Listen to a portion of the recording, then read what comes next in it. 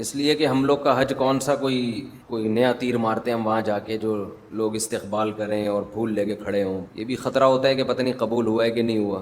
حاجی صاحبان میں ہم جب جہاز میں آ رہے تھے واپسی پہ، فجر کا ٹائم ہوا. سعودی ایئر لائن میں یہ بہت بڑی سہولت ہے، پراپر نماز کی جگہ بنی ہوئی ہے، کسی جہاز میں نہیں ہے. یہ باقاعدہ جماعت سے نماز ہوتی ہے. تو میں نوٹ کر رہا تھا بھئی کتنے لوگ نماز پڑھتے ہیں. میرا خیال ہے کچھ 10% لوگوں نے بمشکل پڑھی ہوگی پورے جہاز میں. بہت افسوس ہو رہا تھا کہ حج کر کے آ رہے ہیں اور کم از کم سفر کمپلیٹ ہونے تک تو پڑھ لو نماز بھائی. شاعر نے کہا ہے نا کہ مسجد تو بنا دی دم بھر میں ایمان کی حرارت والوں نے، من اپنا پرانا پاپی تھا برسوں میں نمازی بن نہ سکا.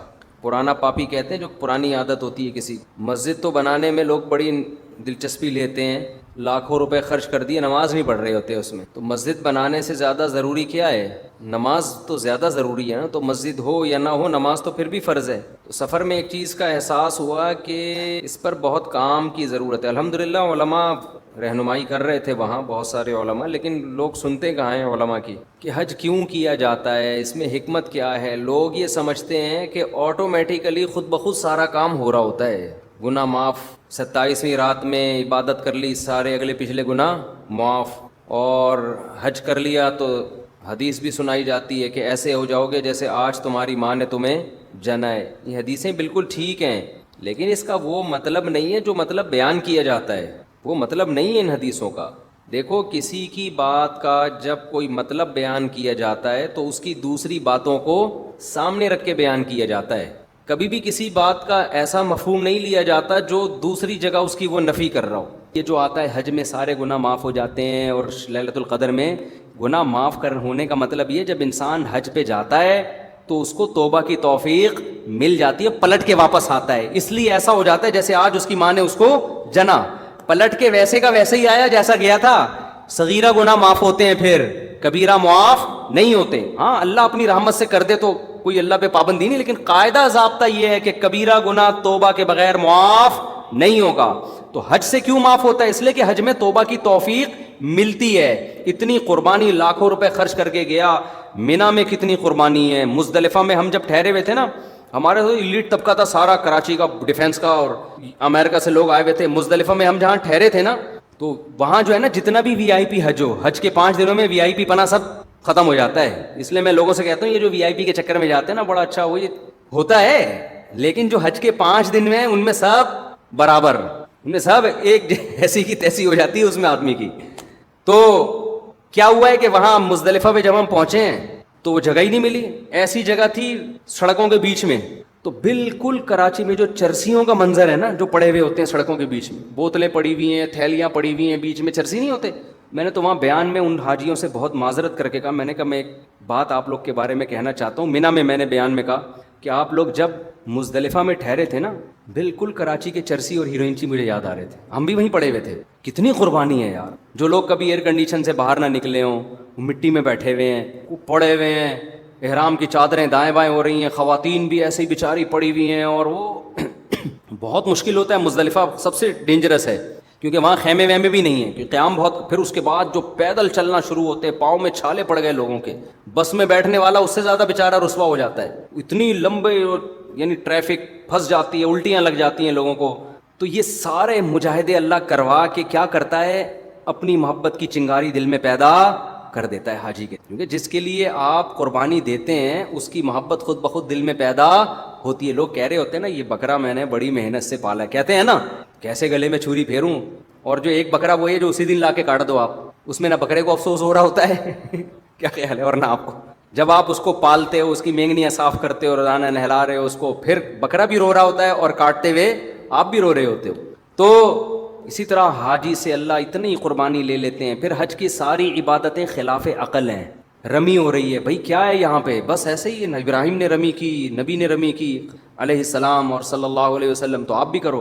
لاکھوں حاجی جا رہا ہے اور ٹھک ٹھک ٹھک، ایک ایسا ایمان والا منظر ہوتا ہے نا رمی میں، اتنی اتنی سی کنکریاں، لیکن رش کی وجہ سے ایسی آوازیں، اور ٹھک ٹھک ٹھک ٹھک ٹھک ایسے آوازیں آ رہی ہیں. بھئی یہ کیا ہو گیا؟ بس سب دیوانے ہو گئے ہیں. اللہ نے کہا چلو اب اس کو کنکری مار کے آگے بڑھو، اگلے والے کو مارو. ایک عجیب منظر ہوتا ہے. اتنا تیل نکلوا لیتے ہیں اللہ تعالیٰ، اتنا پسینہ نکلوا دیتے ہیں، اور اتنی مجاہدہ ہو جاتا ہے کہ اللہ کی محبت کی چنگاری پتھر دل میں بھی پیدا ہو جاتی ہے. اسے کچھ خیال آتا ہے یار ہم مسلمان ہیں, تو اس کو پھر توبہ کی توفیق ملتی ہے. آج کل کیوں نہیں مل رہی؟ بتانے والا ہی نہیں بتا رہا ہوتا کہ ہم توبہ کے لیے آئے ہیں یہاں پہ. وہ ٹریول ایجنسی نے شروع سے گائیڈ ہی نہیں کیا ہوتا. ٹریول ایجنسی میں نے یہ بتایا ہوتا ہے کہ جاؤ گے اگلے پچھلے سارے معاف. تو جو بہن کی وراثت, بعض تو بہن کی وراثت کے پیسوں سے حج کرنے جا رہے ہوتے ہیں, وہ کھا کے گئے, وہی کھا کے دوبارہ ایک اور دکان پہ قبضہ کر لیا, اگلے سال پھر معاف کرانے چلے گئے, پھر آ گئے. بھائی ایسے 1 کروڑ حج بھی کر لو گے, ایسے نہیں ہوگا حساب کتاب. حج زندگیوں کو کیا کر دیتا ہے؟ چینج. ہمارے حضرت ہر سال حج کرتے تھے, عمرہ بھی کرتے تھے. پھر جب حج مشکل ہو گیا تو پھر عمرہ شروع کر دیا حضرت نے. عمر بھی زیادہ ہو گئی تھی, مشکل ہو گیا تھا. تو اتنے پرہیزگار تھے, اتنے رونے دھونے والے, اللہ کی یاد میں, گناہ سے بچنے والے. لیکن ہمیں یاد ہے حضرت عمرے سے واپس آتے ہوئے فرما رہے تھے کہ مجھے شرم آ رہی ہے واپس جاتے ہوئے. اللہ کہے گا جیسا گیا تھا کہیں ویسے ہی آ گیا, تو کچھ تبدیلی نہیں آئی تیرے اندر. تو حالانکہ وہ تو پورے دین پہ چلتے تھے. ان کو یہ خوف تھا اپنے بارے میں کہ کہیں اللہ یہ نہ پوچھ لے کہ تو میرے گھر کی زیارت کر کے آیا ہے, اب بھی ویسے کا ویسا ہی ہے جیسا پہلے تھا. تو یہ جذبے سے جب آپ جاتے ہو نا عمرہ کرنے, حج کرنے, پھر جو آپ کے اندر تبدیلی آتی ہے, تو واقعی وہ تبدیلی آپ کے گناہوں کو ایسا صاف کر دیتی ہے کہ یوم ولدت امہ, جیسے آج تمہاری ماں نے تمہیں جنا ہے. اور اگر آپ گئے اور ویسے کے ویسے ہی واپس آ گئے, وہی نمازیں گول ہو رہی ہیں, وہی ماں باپ کے ساتھ بدتمیزی, وہی سٹے لگ رہے ہیں, آتے ہی گٹکے کی دکان پہ گیا حجی, ٹھیک ہے نا. ہم جب حج پہ ابھی آ رہے تھے, ہمارے ساتھ ساتھی تھے نا, تو وہ سعودی ایئر لائن میں LCD لگی ہوئی ہوتی ہے, تو وہ بٹن ان کا لگ گیا, فلم لگ گئی اس پہ نا, غلطی سے بٹن دب گیا, بیچارے نے جان کے نہیں کیا. اب وہ بٹن دبانے, فلم ہٹ ہی نہیں رہی, وہ بیٹھے ہوئے ہیں نا, اب وہ سامنے ہی لگی ہوئی ہے اور انڈین فلم چل رہی ہے. اب لوگ کہہ رہے ہیں بھائی, مجھے اچھا لگا لوگوں کا یہ نا, لوگ کہہ رہے ہیں بھائی 40 دن تو گزرنے دیتا, حج سے تو واپس جا رہا ہے, 40 دن تو گزرنے دے, اس کے بعد دیکھ لینا. وہ کہہ رہا ہے یار غلطی سے بٹن دب گیا, بند نہیں ہو رہا مجھ سے. واقعی نہیں ہو رہا تھا ان سے نا کہ کون سے بٹن سے بند ہو. ہم نے بھی پھر, ہمارے تھوڑی گپ شپ ہو گئی تھی, ہم نے بھی تھوڑا مذاق شروع. ہم نے کہا یار ابھی اس شیطان کو پتھر مار کر آ رہے ہو, ابھی پتھر مارے شیطان کو, اور آتے ہی شیطان کو فالو کرنا شروع کر دیا. کہہ رہے مجھے صاحب غلطی سے بٹن دب گیا یار, ہل نہیں. خیر وہ کسی نے ریموٹ سے ذریعے پھر وہ چینل چینج کیا. تو میں نے کہا چلو اتنا احساس ہے کہ یار فلم 40 دن کے بعد جا کے دیکھ لیں, ابھی کم از کم فلم فوراً تو نہ دیکھیں نا, ابھی تو گھر پہنچے نہیں ہیں, ابھی سے فلمیں شروع ہو گئی. تو لیکن بہت سے لوگوں میں یہ جذبہ نہیں ہو.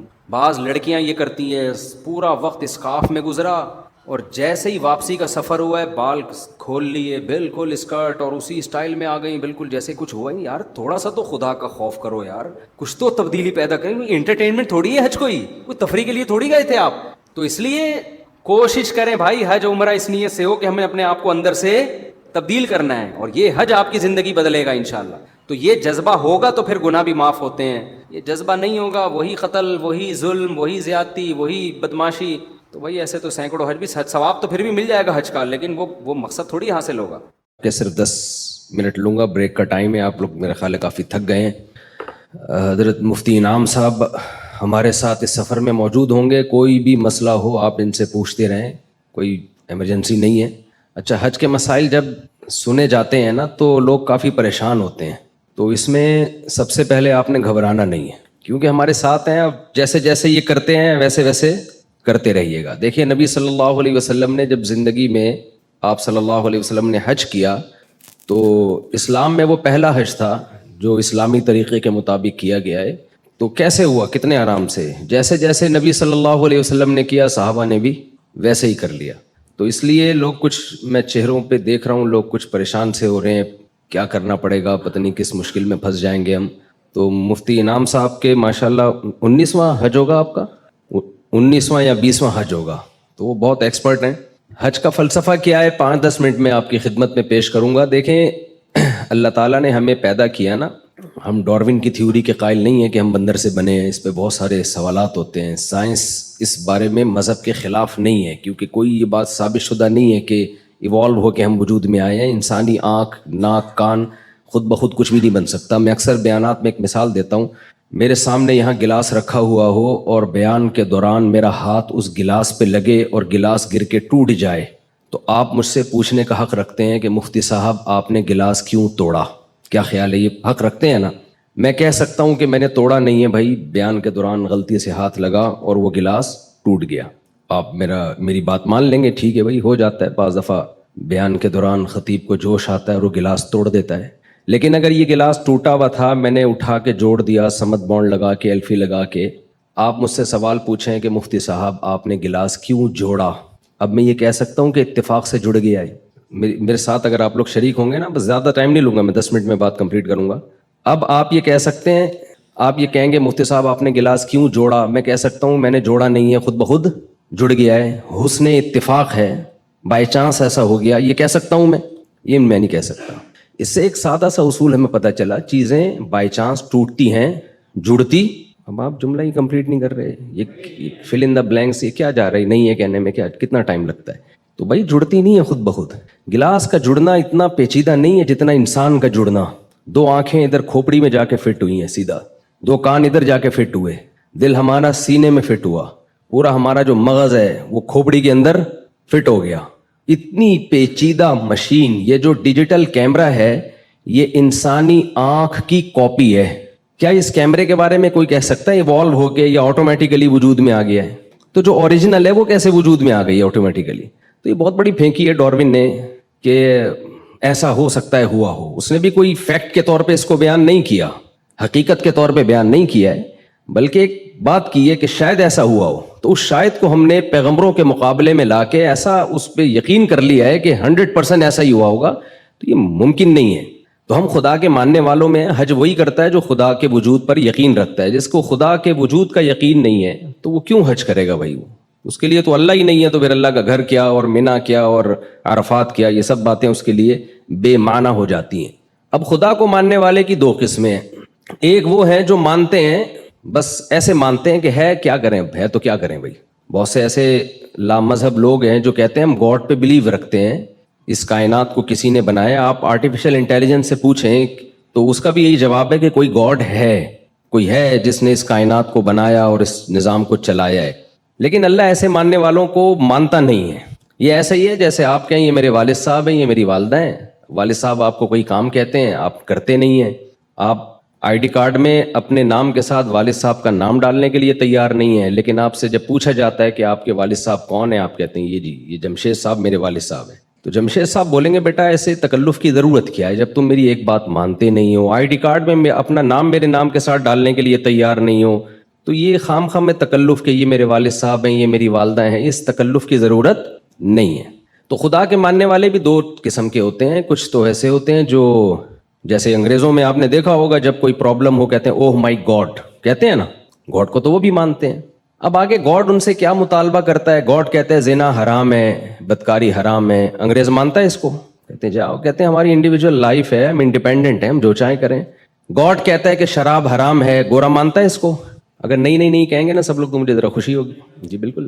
گاڈ کہتا ہے کہ لا تقل لہما اف، بوڑھے ماں باپ کے سامنے اف بھی مت کرو.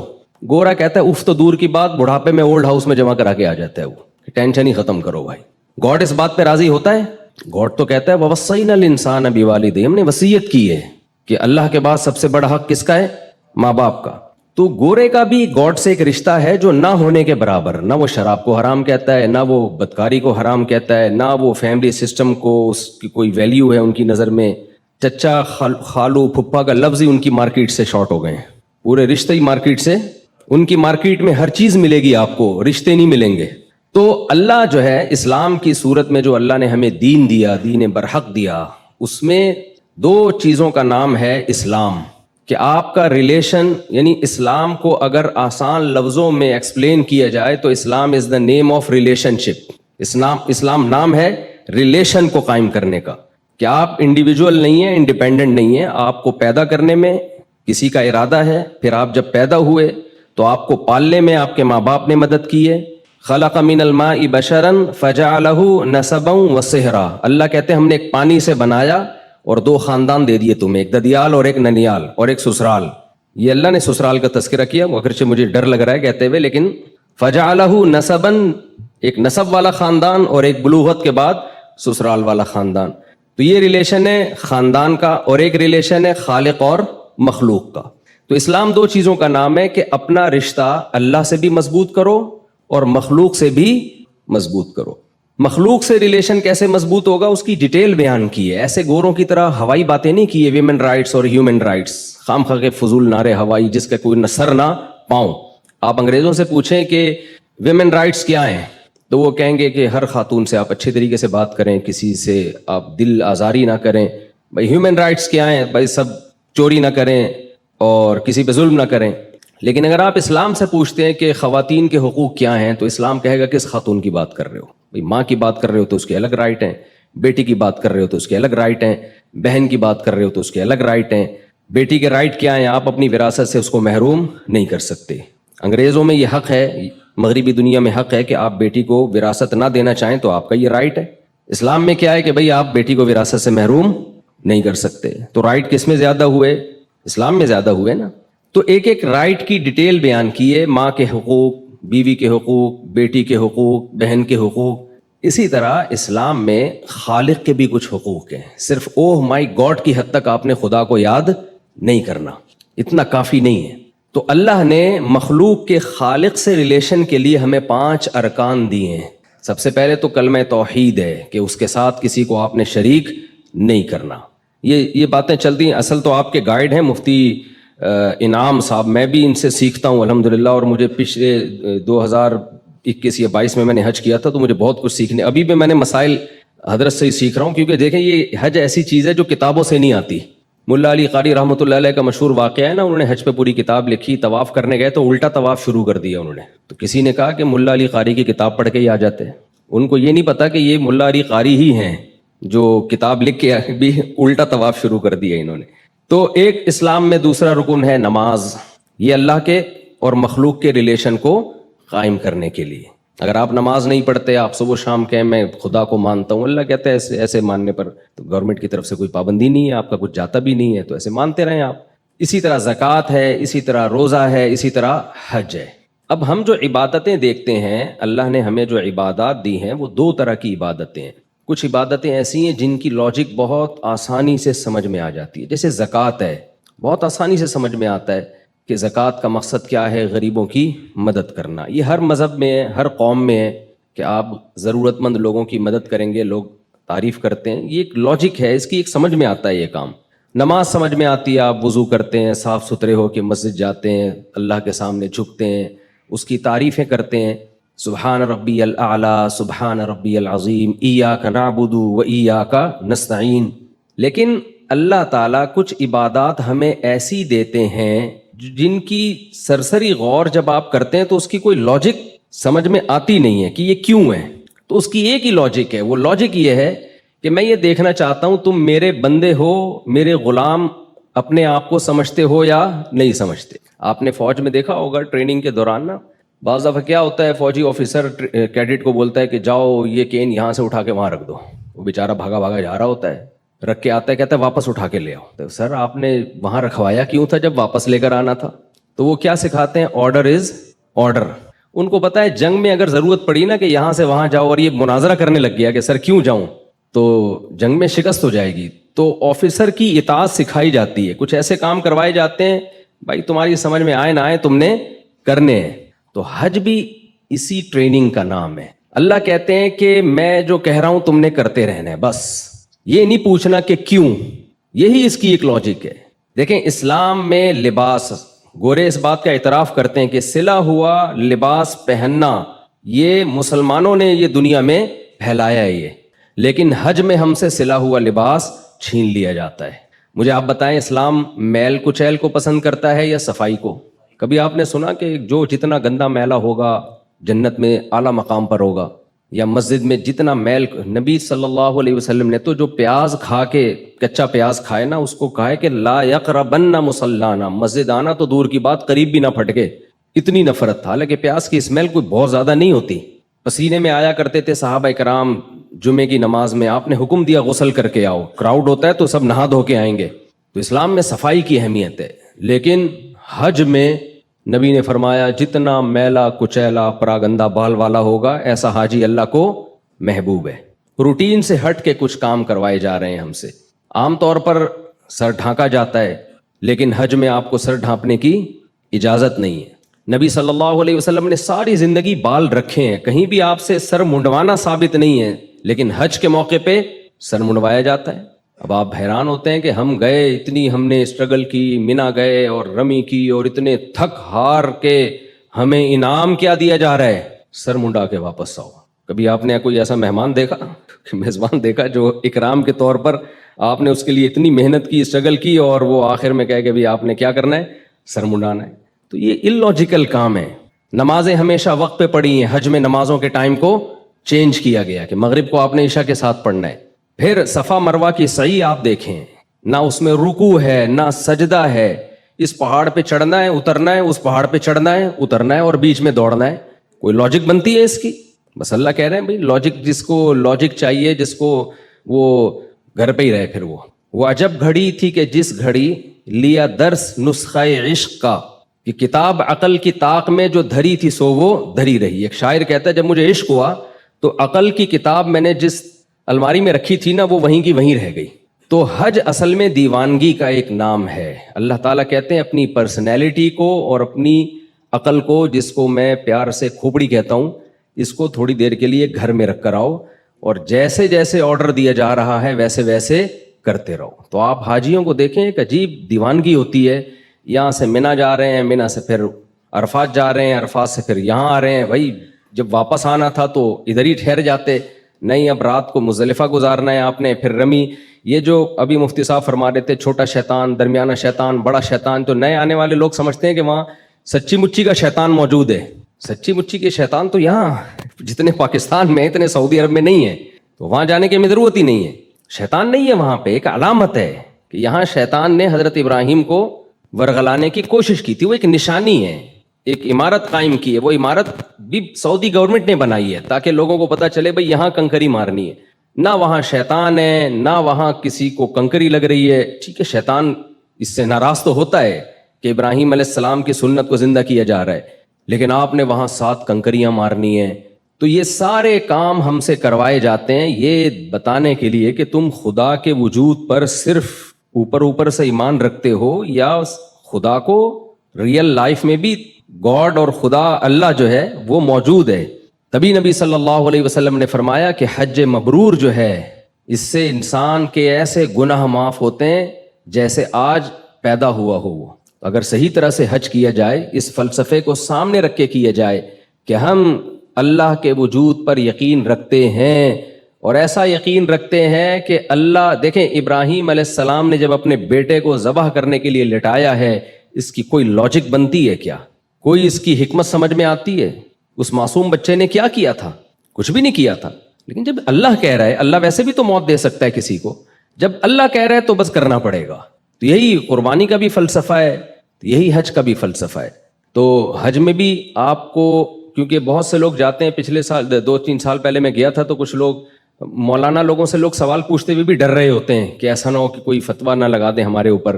دل میں کچھ خیالات ہوتے ہیں. ایک صاحب آئے کہنے لگے مفتی صاحب یہ سمجھ میں نہیں آ رہا، ہم کبھی وہاں جا رہے ہیں، کبھی ہم یہاں جا رہے ہیں، کبھی ہم ایسے کر رہے ہیں، کبھی بیت اللہ کے چکر لگا رہے ہیں. میں نے کہا اگر سمجھ میں آ رہا ہوتا تو پھر یہ اتنی مزیدار عبادت تھوڑی ہوتی جتنی مزیدار عبادت ہے حج. حج مزے کی عبادت جب ہی بنتی ہے جب سمجھ میں نہ آ رہا ہو اور ہم کیوں کر رہے ہوں، صرف اللہ کے کہنے پر. تو یہی سمجھ میں آ رہا ہے ہمارے کہ اللہ ہمارا رب ہے، اس نے ہمیں پیدا کیا. کہتے جاؤ میرے گھر کا طواف کر کے آؤ، سعی کر کے آؤ. تو ہم جاتے ہیں، کر کے آ جاتے ہیں. تو جو اللہ پہ ایمان رکھتے ہیں وہ یہ کام خوشی خوشی کر لیتے ہیں.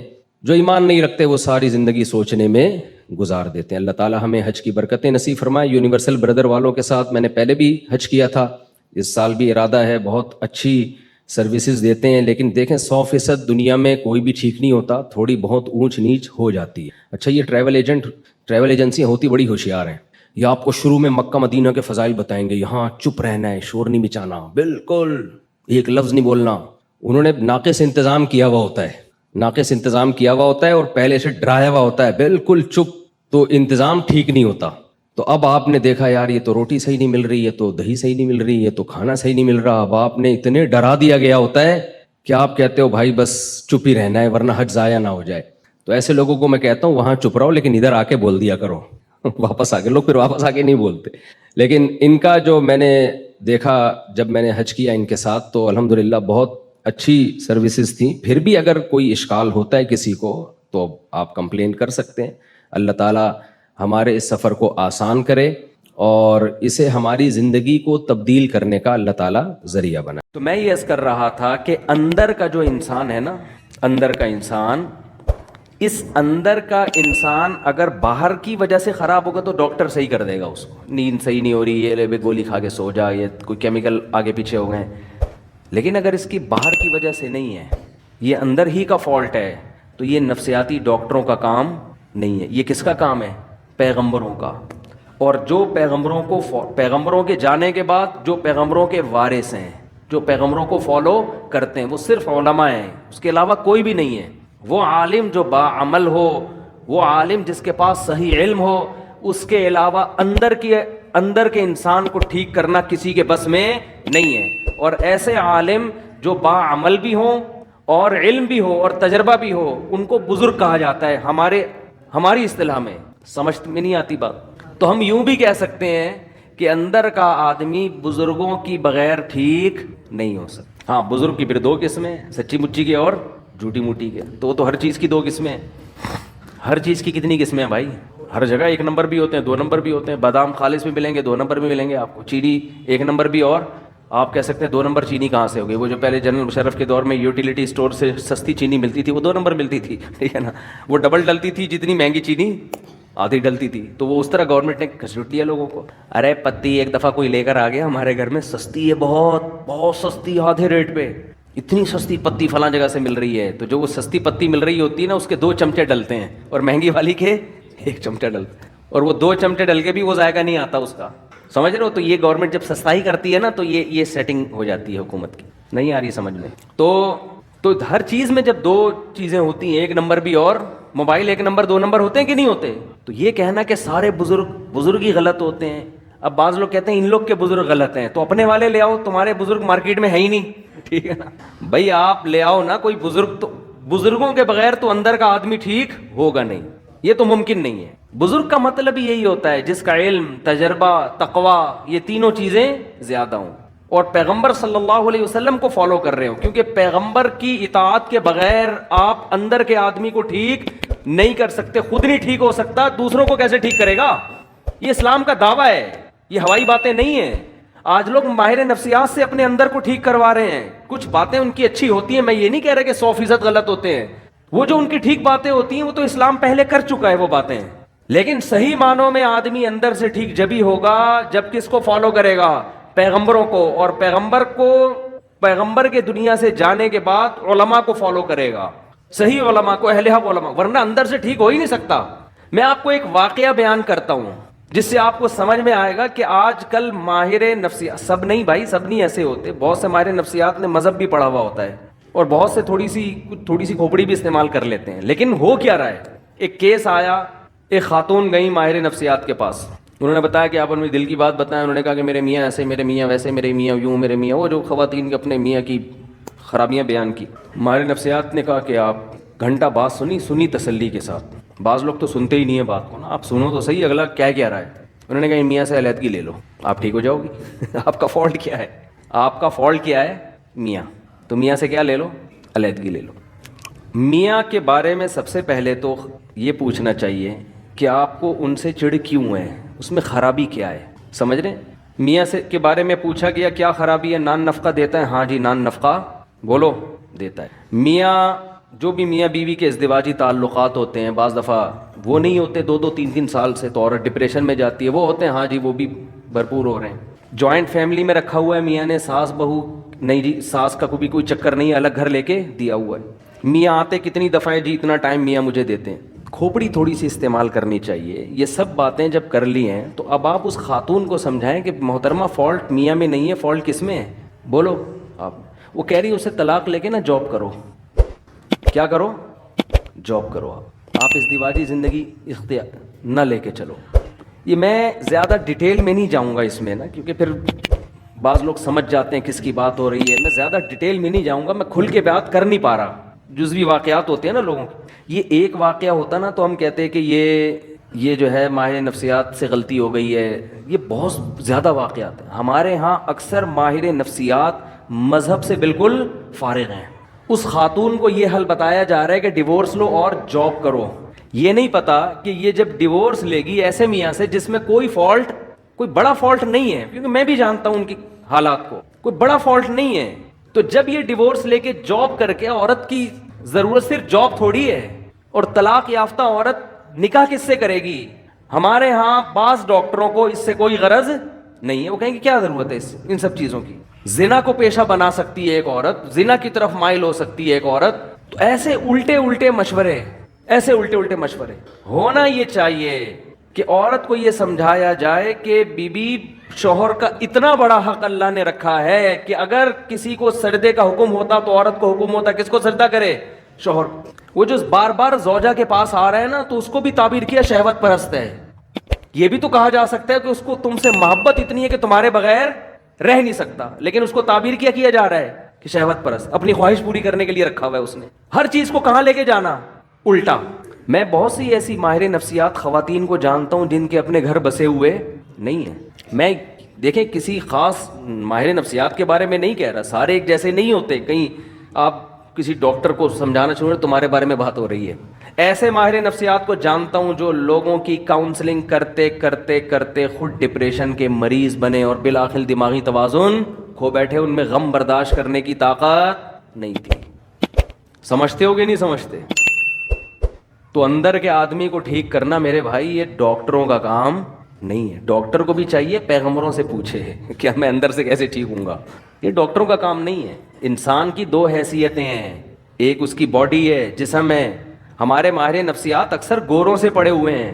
ایک ڈاکٹر نے تو عجیب بات کی, حالانکہ یوٹیوب پہ بڑے ان کے لوگ سنتے ہیں, بڑے فالوورز ہیں ان کے, اور بڑا بات کرنے, بڑے تمیز اور یہ سب. میں ان کی اسپیچ سن رہا تھا, انہوں نے کہا کہ یہ جو نکاح ہے نا, نکاح اس کی تاریخ ہے 5000 سال قبل مسیح, یعنی حضرت عیسیٰ علیہ السلام سے 5000 سال پہلے یہ شادی بیاہ کا رواج شروع ہوا ہے. میں نے کہا اب آپ دیکھو, ایسی اللاجیکل بات ہے, ایسی اللاجیکل بات, اور ایسی اللاجیکل بات کرنے والا آدمی لوگوں کی کاؤنسلنگ کر رہا ہے, اندر کے آدمی کو ٹھیک کرنے کی کوشش کر رہا ہے. یاد رکھو باہر اس باڈی کو ٹھیک کرنا آسان ہے, اندر کے ٹھیک کرنے کے لیے تو بہت زیادہ مینٹل لیول اوپر ہونا چاہیے آپ کا.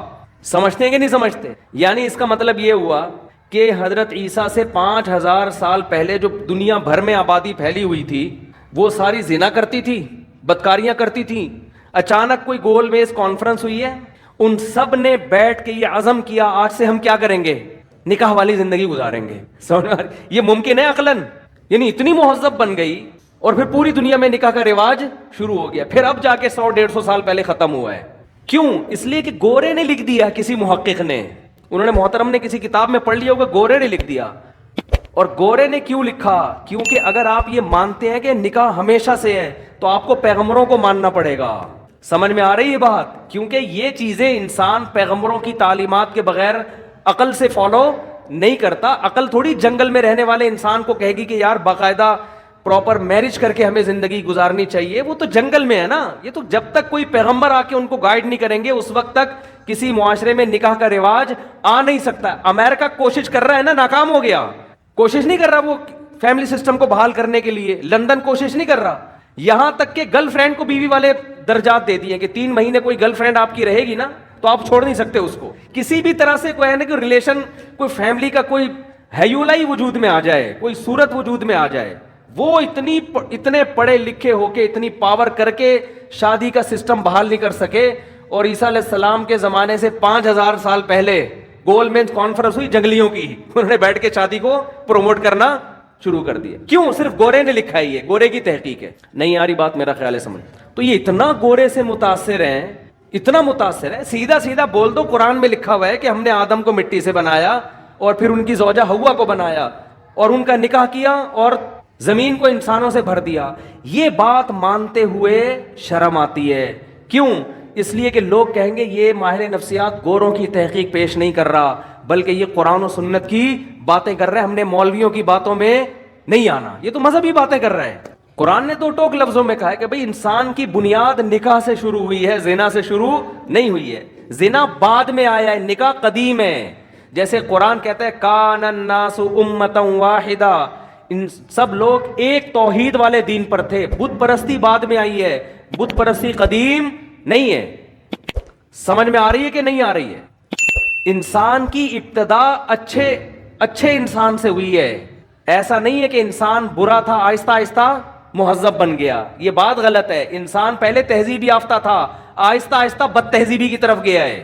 کیا کریں, ہمارے جو لبرل طبقہ ہے نا وہ الٹی کہانی بتاتا ہے. وہ کہتے ہیں پہلے انسانوں میں تہذیب نہیں تھی, اب کس میں, اب انسانوں میں کیا آ گئی ہے, تہذیب. مذہب یہ کہتا ہے پہلے انسان تہذیب یافتہ تھے, آہستہ آہستہ بد تہذیبی آئی ہے, شرک آیا ہے, زنا آیا ہے. پہلے تو میرج سسٹم تھا, پہلے تو خاندانی نظام تھا, پہلے تو توحید تھی, ایک خدا کی عبادت پیغمبروں کو لوگ مانا کرتے تھے. سمجھ میں آ رہی ہے بات کہ نہیں آ رہی ہے؟ تو اندر کے انسان کو ٹھیک کرنا میرے بھائی کس کا کام ہے؟ یہ پیغمبروں کا کام ہے. اس میں آپ ڈاکٹروں سے رابطہ نہ کریں, یہ پیغمبر ہی ٹھیک کریں گے. تو اندر کے, میں بات عرض کر رہا تھا آپ سے, میرے پاس تو کتنے لوگوں کی کالز آئی ہیں. جب میں کال اٹھایا کرتا تھا ونس اپون اے ٹائم, کیونکہ جب بھی میں بات کرتا ہوں لوگ ایک دم جلنا شروع ہو جاتے ہیں, یار پتہ نہیں کون سی کال آپ کے, ہم تو کرتے ہیں تو اٹھاتے نہیں مفتی صاحب. جب میرا موڈ ہوتا ہے نا تو میں کالیں اٹھانا دھڑا دھڑ شروع کر دیتا ہوں, پھر ایک دم بند کر دیتا ہوں. آپ کیا ایسا کیوں؟ اب میری مرضی ہے, اور کیا, میرا فون ہے, میری جیب ہے, میرا کان ہے, میری مرضی, اور کیا اس میں آپ یہ اس میں کیوں کیا میں جب دیکھتا ہوں کہ بھائی میں پاگل ہو رہا ہوں فون سن کے تو میں بند کر دیتا ہوں. اب لوگ کہتے ہیں اتنی ضروری بات ہے, اتنی ضروری بات ہے. ہمارے محلے میں ایک ڈاکٹر صاحب تھے, وہ بیچارے ڈاکٹر بن کے ان کا خیال یہ تھا کہ میں لوگوں کا علاج کرتے کرتے خود دنیا سے چلا جاؤں. کوئی محلے میں کوئی ایمرجنسی ہو, لوگ ان کا گیٹ جا کے بجا رہے ہیں. اب ظاہر ہے ایمرجنسی تو ہوگی نا, کسی کا ہارٹ کا مسئلہ ہوگا, کسی کے گردوں میں پین ہوگا. وہ ڈاکٹر بیچارے کا ایسا حشر کیا لوگوں نے کہ وہ اس کو خود ہارٹ اٹیک ہو گیا. ڈاکٹر صاحب کو خود کیا ہو گیا, ہارٹ اٹیک ہو گیا. کیونکہ کوئی کسی بھی, اب لوگ تو آئیں گے بھائی ایمرجنسی ہے یار, ہم کچھ تو کرو اس کو, کچھ تو نیمبو چٹاؤ, کچھ قہوہ پلاؤ, کچھ ٹیکا لگاؤ, کچھ تو کرو نا بھائی. ٹھیک ہے ہم بڑے ہاسپٹل جاتے جاتے تو ٹائم لگے گا, ڈاکٹر صاحب یہ آپ سو رہے ہو اور یہ بندہ, لوگوں کو نہیں سمجھ میں آتی یہ چیزیں. ڈاکٹر صاحب نے اپنا علاج یہ کیا, انہوں نے بولا بھائی میں تو مر جاؤں گا اسی طریقے سے, نہ دن میں چین نہ رات میں چین. وہ رات کو نیند کی گولی کھا کے سوتے تھے, اور گیٹ کے سب سے کونے والے بالکل دوسری طرف جہاں آواز ہی نہ آئے, بیل بھی رات کو بند کر دیتے تھے. ایک دن کوئی محلے میں ایمرجنسی ہوئی, کسی کو اٹیک ہوا, کیا ہوا, جا کے دروازہ بجایا ڈاکٹر صاحب کا. گیٹ تھا لوہے کا, دھاڑ دھاڑ دھاڑ, ڈاکٹر جوں بھی نہیں رینگ رہی ان کے نا. پھر پتھر اٹھا کے مارنا شروع کیے لوگ. ابے کول بندہ مر رہا ہے, وہ پڑے ہوئے سو رہے ہیں. وہ اپنا فجر کی نماز کے پابند تھے, اٹھ کے آئے تھے بہت اچھے. اپنی والدہ کی خدمت کی وجہ سے امریکہ کا انہوں نے ویزا مسترد کر دیا. امریکہ ان کو جاب مل رہی تھی, بہت اچھے. انہوں نے کہا میری ماں کی خدمت کرنے والا کوئی بھی نہیں ہے. تو یہ نہیں کہ اولڈ ہاؤس میں عیدی سینٹر میں جمع کرا کے اماں کو نکل جائے. انہوں نے کہا نہیں میں نہیں جاؤں گا. اچھے آدمی تھے. سب سے پہلے تو اپنی ماں ہے نا, تو مجھے وہ منظر یاد ہے, پتھر مار رہے ہیں, تاڑ تاڑ تاڑ. میں نے کہا اتنے بم دھماکے تو پوری محلہ نکل آتا تھا.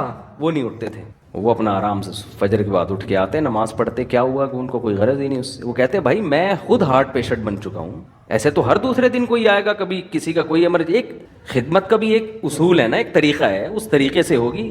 لوگ کہتے ہیں ہم کس سے مسئلہ پوچھیں, آپ اگر اتنی ایمرجنسی میں فون نہیں اٹھاؤ گے تو بھائی میں اکیلا پوری دنیا میں مفتی نہیں ہوں. آپ بنوری ٹاؤن فون کرو, آپ جامعہ فاروقیہ فون کرو, گوگل پہ سرچ کرو, بنوری ٹاؤن کا نمبر آئے گا, جامعہ رشید کا نمبر آئے گا, دارالعلوم کرنگی کا نمبر آئے گا, آپ پنجاب میں ہو تو جامعہ اشرفیہ کا نمبر آئے گا. یہ سارے دین کے ادارے ہیں, آپ کو شرعی مسائل بولو بتائیں گے, تو آپ کو بتائیں گے, یہ گائیڈ کریں گے. تو ہر وقت نہیں اٹھایا جا سکتا فون. جب میں سمجھتا ہوں اب بالکل وہ پرانا جو دماغ یعنی فریش ہو گیا نا, پھر میں فون اٹھانا شروع کر دیتا ہوں. ہو سکتا ہے بھائی کوئی بیچارہ واقعی, تو یہ اسٹائل ہے ہمارا. آپ کہہ سکتے ہیں ٹائم متعین کرتے, وہ کر کے دیکھا وہ بھی نہیں بن پا رہا. اس میں پھر لوگوں, مجھے کوئی ایمرجنسی کام پڑتا ہے تو لوگوں کو پھر فون نہیں اٹھا پاتا. خیر, تو اور بار بار یہ بات عرض کر رہا ہوں, اب بھی لوگ میرے پاس آ کے مسلط ہو جاتے ہیں کہ ہمیں رشتہ بتائیں, رشتہ بتائیں, رشتہ بتائیں. میں نہیں بتاتا رشتہ, میں مارنا پیٹنا شروع کر دوں گا, مذاق نہیں کر رہا میں. انسان کی برداشت کی ایک انتہا. کل بھی ایک صاحب آئے ایسے باتوں میں نے گھننے بن کے ایسے آرام سے آ کے یوں کر کے بیٹھ گئے, اور ایسے نا یوں کر رہے ہیں جیسے بالکل مجھے کوئی کام ہے ہی نہیں. اسٹائل سے میں سمجھ گیا بیٹا یہ بندے کو رشتہ چاہیے.